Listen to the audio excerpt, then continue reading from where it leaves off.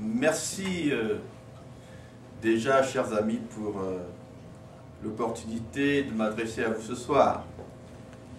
Et comme il est de coutume, dans des cas comme celui-ci, il me sera très agréable, en fait, déjà, de remercier nos amis d'Atlanta qui ont organisé cette cérémonie d'Assemblée générale de la plateforme citoyenne et qui nous donne, en fait, aujourd'hui l'opportunité de nous exprimer, non pas au nom de la plateforme en tant que telle, puisque le coordonnateur de la plateforme l'a fait, mais en tant que représentant de groupes politiques dont les membres certainement appartiennent à la plateforme citoyenne. Je voudrais donc demander à ceux qui sont présents quand même d'applaudir l'événement, puisque ça a quand même été.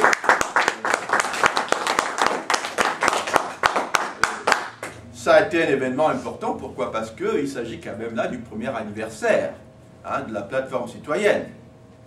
Une organisation donc de Gabonais des États-Unis qui montre là qu'au fond il y a une certaine persévérance et une certaine, on va dire, validité même du combat que nous avons à mener et qui motive encore la communauté que nous sommes. C'est donc important de saluer le travail qui a été fait et qui nous a été servi aujourd'hui lors de l'Assemblée générale.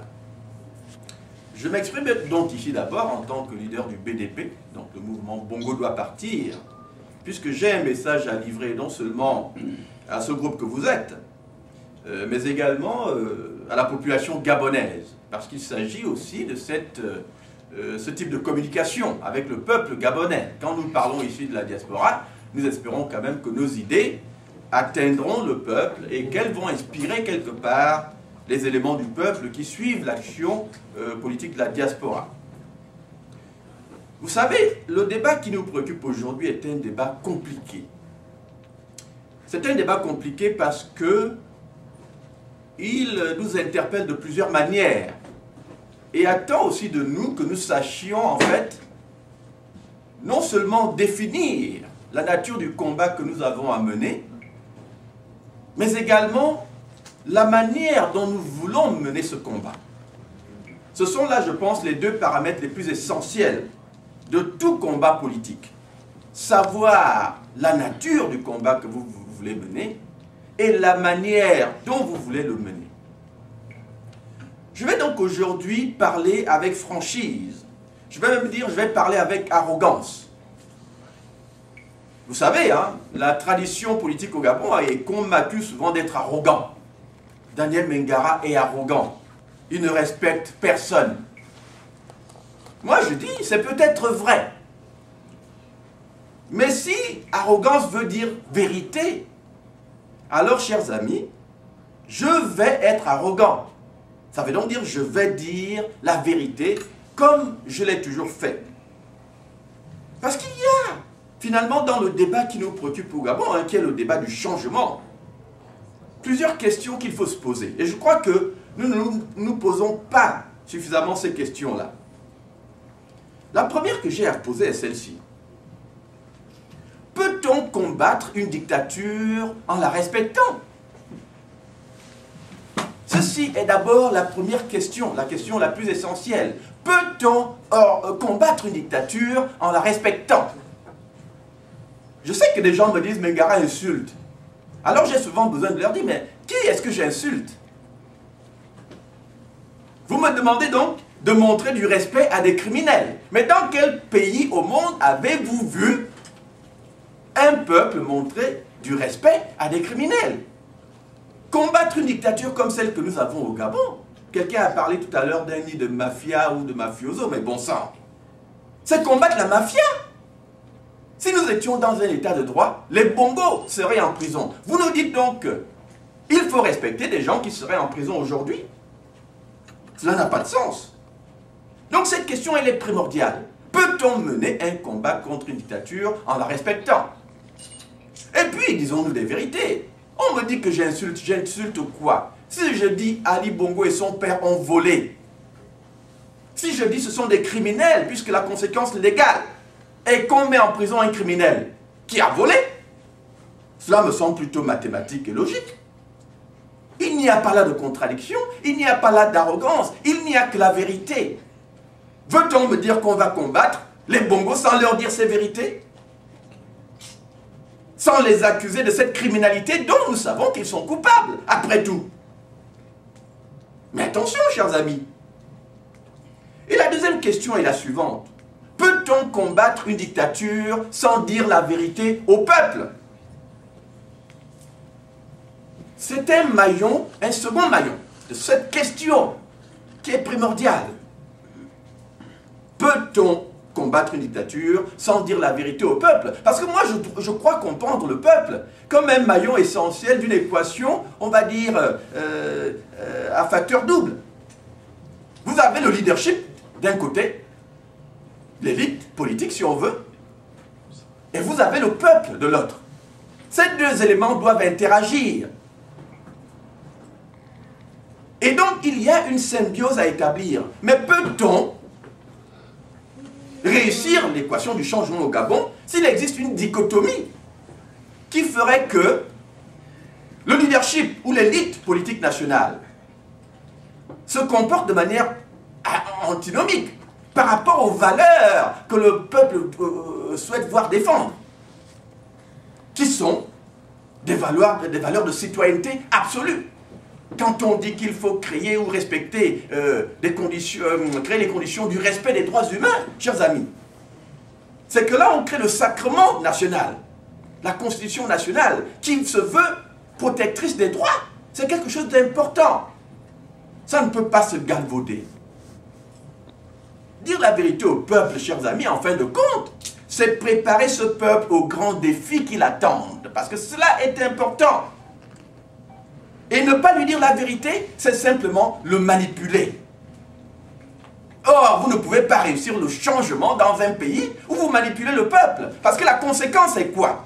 Une fois que ce peuple sent la manipulation, qu'est-ce qu'il fait? Il se détourne de vous. Il se décourage. Reste à la maison quand vous lancez des appels. Parce qu'il se dit, mais alors, qu'est-ce qu'on n'a pas entendu dans ce pays? Ils perdent confiance. On aboutit donc à ce qu'on appelle une crise de confiance entre l'élite politique et son peuple. Et ça, si vous voulez, c'est en termes simples la situation qui nous préoccupe au Gabon aujourd'hui. Il y a une crise de confiance énorme, profonde. C'est un gouffre qui sépare aujourd'hui le peuple gabonais de son élite politique. Et donc, ceci m'amène à l'actualité relative à la conférence nationale au Gabon, conférence nationale souveraine, dont on parle en ce moment. Pourquoi? Parce que moi je la considère un peu comme un cas d'école, comme quelque chose qui nous permet une expérimentation en laboratoire. Nous sommes encore un peuple, on va dire, vierge de crise réelle. Le Gabon n'a pas encore connu de guerre civile. Nous sommes donc dans, on va dire, des domaines que nous n'avons peut-être pas encore expérimentés. Mais c'est une question qui est importante. Pourquoi? Parce qu'elle nous force à déterminer la nature du combat que nous souhaitons mener en tant que pays. Elle nous force aussi à rechercher de quelle manière engager le peuple. Mais encore une fois, chers amis, on ne peut pas engager le peuple en lui mentant. Ce serait antinomique. Ça ne se passe pas comme ça. La manière de réussir avec le peuple, c'est d'adopter le langage de la vérité. Pourquoi? Qu'est-ce que c'est ce mensonge dont je parle? Si on dit à un peuple qu'on va organiser une conférence nationale souveraine, sans lui dire pourquoi ou comment on va l'organiser, ou comment même on va l'obtenir, on ment à ce peuple. C'est important de le comprendre. Vous ne déclarez pas sur la place publique un événement comme celui-là pour, par la suite, accoucher d'une souris. C'est trop important pour qu'on s'amuse avec la destinée d'un peuple, chers amis. C'est trop important. Donc, et quand vous lui présentez la conférence nationale, c'est cruel de la lui présenter pour ce qu'elle n'est pas en réalité. Souvenez-vous, chers amis, de ce qu'on a dit à Washington au mois de juillet. Qu'est-ce qu'on a dit à Washington? Parce que là, nous, vous savez, avec le recul, tout devient clair. nous avons dit à Washington? Qu'est-ce que j'ai dit lors de notre assemblée à Washington? J'ai dit, ça ne marchera pas. Je ne suis pourtant pas devin. Je ne fais pas le mbol, comme on dit chez nous au Gabon. Il m'a suffi d'observer la manière dont le projet a été engagé pour savoir que ça n'irait nulle part. Pourquoi? Parce qu'il y a des éléments qui se contredisent. Il n'y a pas de cohérence, il n'y a pas de logique dans le projet. C'est un projet proclamé, mais dont personne n'a mesuré non seulement les processus, mais également la finalité. C'est très essentiel de le comprendre. Évidemment, on vous dira, Mengara est opposé à la conférence nationale. Non, je suis opposé à l'imbécilité. Excusez-moi le terme. C'est des choses très différentes. Je dis, on ne galvaude pas l'avenir d'un peuple. C'est sacré, ça ne se fait pas. Quand vous faites un péché contre votre peuple. C'est intolérable. Et il faut donc dire la vérité. Il faut donc dire la vérité. Si c'est imbécile, vous dites c'est imbécile. On nous demande d'être des moutons, d'accepter, conférence nationale, sans poser de questions, mais quel est le peuple qui fait ça? Quel est l'individu logique à qui on dit plonge dans un gouffre, vous plongez? Vous allez quand même poser la question, pourquoi, mon frère? Vous voulez que je plonge? Je vais aller mourir là. Mais dites-moi au moins la raison. N'est-ce pas? C'est ce que l'humain fait. L'humain pose des questions. On ne peut pas demander à un humain de dire « Oyez » sans lui dire pourquoi il doit dire « Oyez ». Sauf si on est un animal. Le peuple gabonais n'est pas un peuple d'animaux. Le peuple a besoin de comprendre ce qu'on lui dit, ce qu'on lui demande. Et donc en juillet, on a dit, c'est un projet utopique. En tout cas, je l'ai dit. Ça n'ira nulle part. Parce que vous ne pouvez pas nous dire que vous voulez organiser une conférence nationale souveraine au Gabon avec le dictateur toujours en place. Ce n'est pas possible. Souveraine au Gabon, je dis, conférence souveraine qui implique l'acceptation par le dictateur au pouvoir des conditions que vous citez, qui sont en fait des conditions qui lui disent, vous quittez le pouvoir. Attention, les mots, on ne les utilise pas en désordre quand même. Conférence nationale souveraine veut dire le dictateur accepte de quitter le pouvoir selon les termes quasi révolutionnaires que vous lui imposez. Et il accepte de composer avec vous.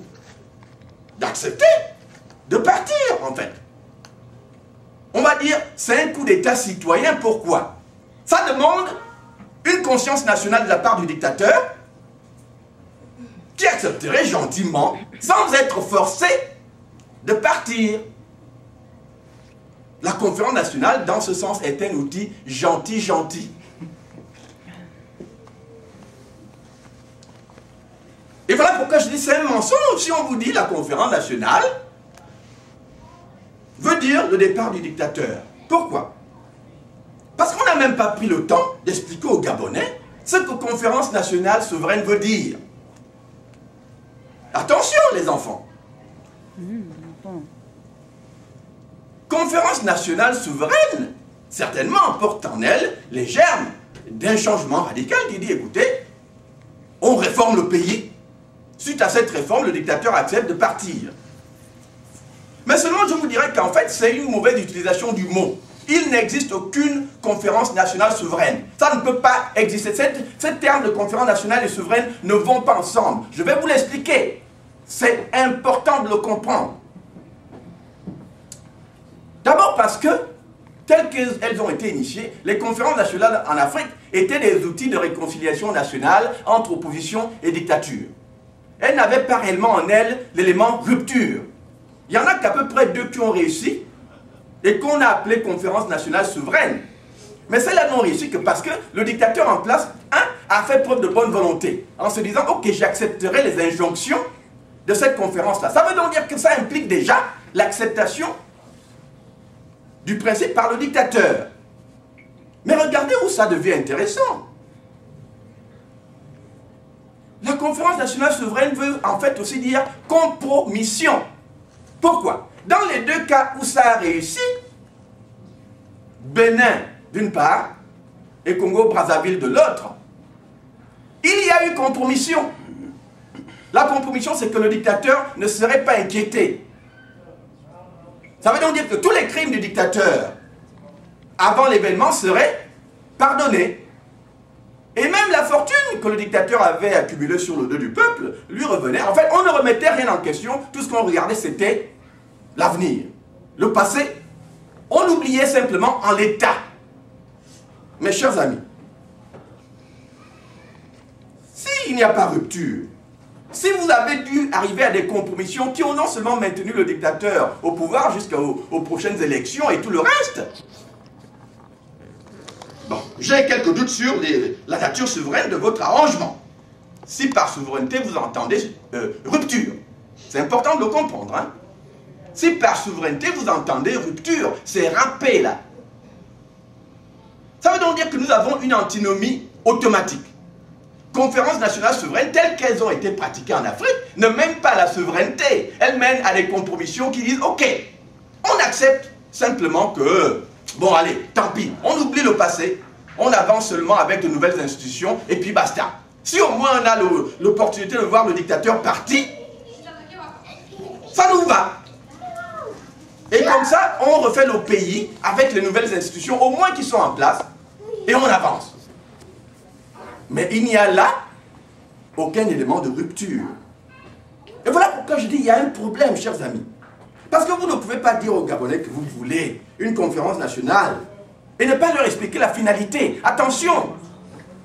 Il faut leur expliquer la finalité de manière claire pour que les Gabonais sachent où vous voulez les amener. C'est important, chers amis. Pourquoi? Je vous le dis ici, ce n'est pas de la magie, ce n'est pas du vaudou. Nous parlons là de ce qui est mathématique en politique. La politique aussi, c'est les mathématiques. Il faut simplifier ces équations-là. Il faut les simplifier. Il faut expliquer aux Gabonais que la conférence nationale n'a que deux finalités possibles. Deux possibles finalités, attention. Qu'elles soient non souveraines ou souveraines, tout ce que vous voulez, elle n'a que deux finalités. La première est la finalité du compromis. Attention, la première est la finalité du compromis. C'est-à-dire que vous acceptez tout simplement que le dictateur reste en place, vous négociez quelque chose. Si, en échange de ça, il accepte au moins une révision de la Constitution et peut-être de nouvelles élections, bon, vous obtenez quelque chose comme au Bénin ou au Congo-Brazzaville.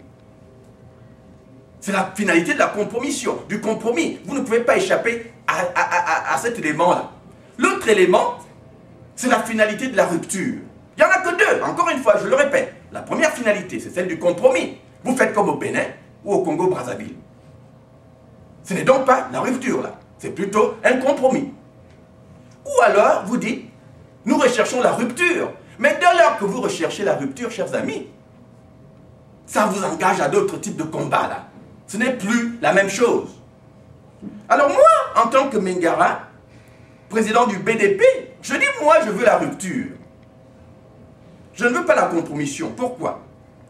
Parce que ça me ferait mal que les bongos gardent les milliards qu'ils ont volés à notre peuple, quand même. Ça me ferait mal. Ça me ferait mal parce qu'en réalité, un peuple qui n'est pas réconcilié autour de la vérité ne peut pas être un peuple en paix. Une conférence nationale souveraine au Gabon impliquera au minimum ce qu'on appelle une commission vérité-réconciliation qui remettra aussi en cause les acquis, les biens volés, pour qu'on fasse vraiment la 16 qui mène à la vraie paix au Gabon. Si vous avez volé, vous rendez quand même quelques biens mal acquis. Vous ne conservez pas tout. C'est un petit prix à payer pour la paix que nous recherchons tous. Ça veut donc dire que nous avons un choix clair, simple à faire ici. Voulons-nous une conférence nationale qui aboutisse à cette compromission à la béninoise ou à la congolaise? Ou voulons-nous une conférence nationale qui aboutisse à une rupture radicale? Or, si nous sommes dans la rupture, chers amis, nous sommes dans une autre dimension du combat. Et voilà pourquoi je dis, si vous allez pour la rupture, ça veut dire que vous dites que vous allez vous passer du régime en place pour réorganiser la destinée nationale. Ça implique donc une démarche, à mon avis, qui est beaucoup plus simple. Ça veut donc dire que, si vous décidez de vous passer du régime, le mot à utiliser n'est plus conférence nationale. Vous êtes maintenant dans un contexte d'insurrection où vous imposez la volonté du peuple au dictateur qui est en place. Et imposer la volonté du peuple au dictateur qui est en place veut dire quoi? Veut dire que vous êtes obligé de lutter pour non seulement le changement, mais également la prise de pouvoir par le peuple gabonais. Ça, c'est important de le comprendre. Donc, vous n'avez pas en fait besoin d'une conférence nationale à ce moment-là, puisque vous n'êtes plus dans un contexte de dialogue, mais un contexte d'insurrection où vous imposez la volonté du peuple. Ce n'est plus un contexte de négociation. Donc, nous dire encore aujourd'hui, on va aller à la conférence nationale, et antinomique avec l'idée de dire on exclut le dictateur du débat politique et on lui impose la volonté du peuple. C'est antinomique. Puisque la conférence nationale est un outil de négociation, si le pouvoir n'est pas avec vous, vous n'avez pas ça. Vous n'avez que vous-même, et si vous n'avez que vous-même, vous êtes en insurrection, déclarez l'insurrection. C'est beaucoup plus simple. Le mensonge, c'est donc de faire croire aux Gabonais que la conférence nationale est en fait la seule voie pour changer le pays. Parce que vous savez, l'histoire du monde nous interpelle quand même. Pourquoi est-ce que nous, au Gabon, on va faire croire aux gens que, oh, il faut forcément passer par là pour changer les choses? Alors qu'en fait, en Libye, ils n'ont pas préfacé leur insurrection de l'idée qu'il faut d'abord une conférence nationale. Ils sont directement allés à la révolution, ils ont chassé le dictateur et ils ont parlé ensuite.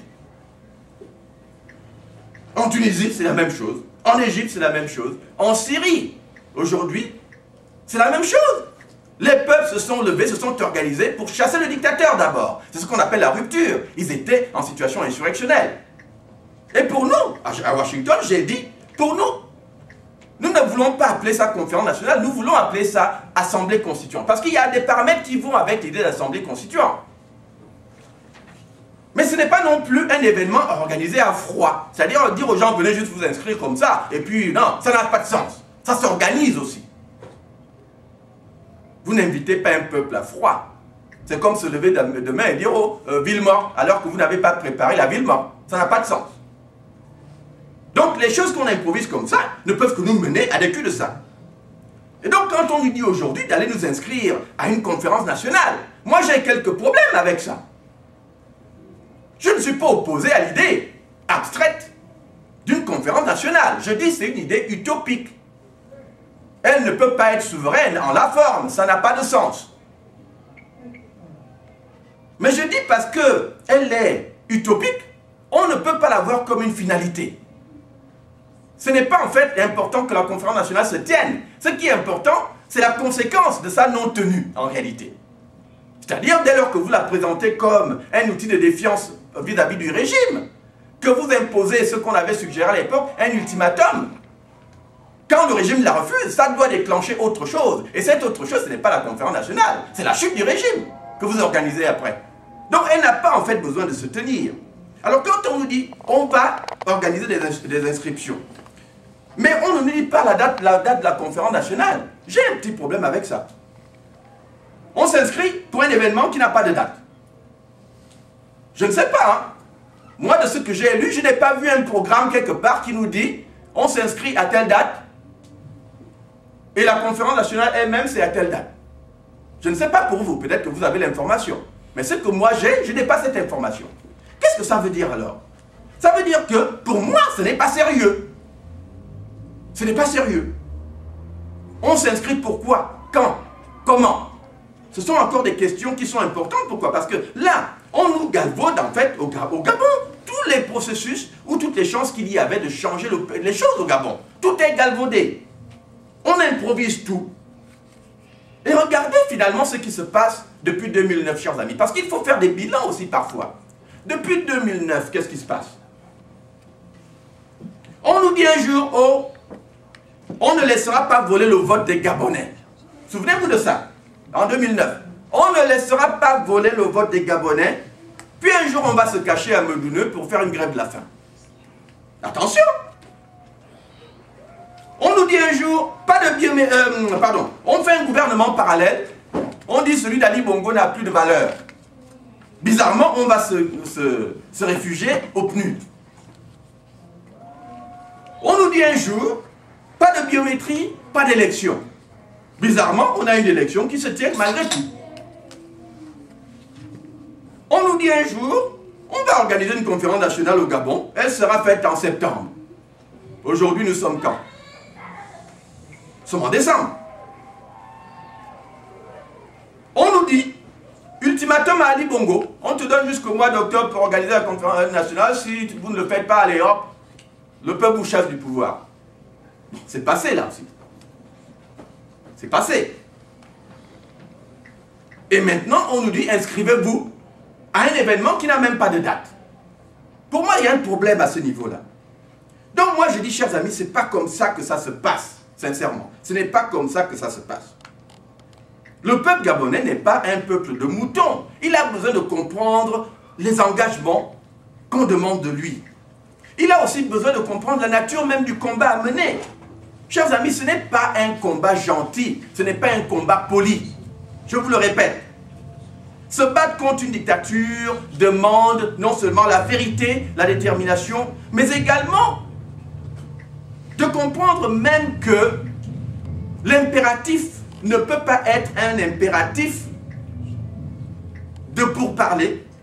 Ça ne peut pas être un impératif de compromission, mais véritablement un impératif de combat. Le combat contre une dictature, chers amis, demande non pas des militants, mais des guerriers. Un combat contre la dictature ne demande pas des militants, il demande des guerriers. Il ne demande pas des rêveurs qui disent oui, il faut chasser Ali Bongo, et puis dès qu'on dit allons-y, ils se cachent. Le combat contre une dictature, chers amis, ça ne demande pas non plus même un leader politique, attention. Ça ne demande pas un leader politique, ça demande un chef de guerre quand on se bat contre une dictature. Ça ne demande pas un leader politique, ça demande un chef de guerre. Un stratège. Chers amis, je suis donc au regret de vous dire que depuis 1990, en fait, nous avons mené au Gabon, depuis 1990, un combat illusoire. Un combat illusoire. Nous nous sommes en fait trompés de pays et de contexte. C'est tout. Nous nous sommes trompés de pays. Nous avons cru que le Gabon était une démocratie, alors que c'était une dictature. Attention. Nous avons donc combattu avec des outils de démocratie, en parlant de leader, de besoin d'un leader, dans un contexte où nous avions besoin d'un chef de guerre, dans un contexte qui était en fait un contexte de guerre. Le combat contre la dictature ne se fait pas avec un leader politique, chers amis. Ça se fait avec un leader, un chef de guerre. Et cette guerre, chers amis, je l'ai appelée insurrection. Je l'ai appelée insurrection. Qu'est-ce que ça veut dire? Ça veut dire qu'il faut simplement déclarer la guerre au Bongo. C'est très simple. Il faut simplement déclarer la guerre au Bongo. C'est très simple. J'appelle cette guerre insurrection, mais il faut la déclarer, cette guerre. C'est cela le seul combat réaliste qui attend les Gabonais aujourd'hui. Il faut déclarer la guerre au Bongo. Et donc, à mon niveau, chers amis, ce que je suis venu faire aujourd'hui avec vous ici à Atlanta, c'est déclarer la guerre au Bongo. D'abord à titre personnel, mais également à titre d'interpellation. Interpellation à vous, mais également au peuple gabonais. Car déclarer la guerre veut dire quoi, en fin de compte? Déclarer la guerre veut dire s'organiser pour la guerre. Déclarer l'insurrection veut dire s'organiser pour l'insurrection. Quand je dis guerre, je veux dire insurrection. Il faut s'organiser pour ça. Ça ne s'improvise pas. Le changement dans un pays ne s'improvise pas. Le changement se prépare. Cela peut vous prendre 1 an, 2 ans, 3 ans. Ce qui est important, c'est de ne pas improviser. Comme on l'a fait depuis en fait 1990, le combat politique national a été improvisé systématiquement. Ce qu'il faut faire, c'est organiser ce combat-là. Organiser le combat veut dire que les Gabonais doivent en comprendre la nature pour mieux s'organiser. Il nous est donc important, pour nous qui comprenons peut-être la nature de ce combat à mener, de l'organiser ensemble. Mon appel ici, c'est donc de vous demander d'organiser ce combat avec moi, chers amis. Parce que ce n'est pas moi, finalement, qui me battrai tout seul. Quand on parle de s'organiser pour la bataille, je ne le ferai pas seul. Mais nous le ferons tous. Nous qui comprenons le contexte actuel au Gabon, et nous qui comprenons que ce contexte n'est pas un contexte de démocratie, ni un contexte normal, où on parle d'élections, on parle de discussions, qui relèvent en fait d'un pays où on respecte le droit à la parole. Nous parlons là d'un contexte où il faut se battre contre une dictature, donc un contexte de guerre. Il faut donc s'organiser pour ce contexte-là. Et donc, en lançant cet appel contre les Bongos, en fait, un appel de guerre contre les Bongos, je vous engage aussi, finalement, à prendre vos responsabilités. Si vous comprenez la nature du combat à mener, si vous croyez que l'insurrection est la bonne voie, parce qu'en réalité, il n'y a pas d'autre voie pour cela, et je continue à le marteler, là, ça ne se fera pas par le miracle, ça ne se fera pas par la grâce divine, ça se fera uniquement par cette voie que j'appelle insurrectionnelle, parce qu'il n'y a pas moyen de démonter une dictature autrement. Si vous croyez en cette voie-là, chers amis, rejoignez-moi dans ce combat, pour qu'on le mène ensemble, pour qu'on l'organise ensemble. Et si vous le faites, je pense que nous réussirons. Mais ce n'est pas un combat que je peux réussir tout seul. Par contre, si vous ne suivez pas et continuez à rêver, parce que vous pensez que ça viendra autrement que par ces voies insurrectionnelles, non seulement j'échouerai, mais nous échouerons tous. Parce qu'en réalité, il n'y a pas d'autre alternative, il n'y a pas d'autre voie. Et alors, chers amis, il ne faudra plus se plaindre. Les Bongos auront simplement gagné. Les Bongos vous dirigeront pendant au moins 70 ans. Les Bongos auront tout simplement triomphé de vous. Allez-vous laisser les Bongos diriger votre pays pendant 70 ans? Allez-vous renoncer à votre citoyenneté? Allez-vous renoncer aux droits qui doivent faire de vous demain des Gabonais libres? À vous donc de décider. Je vous remercie.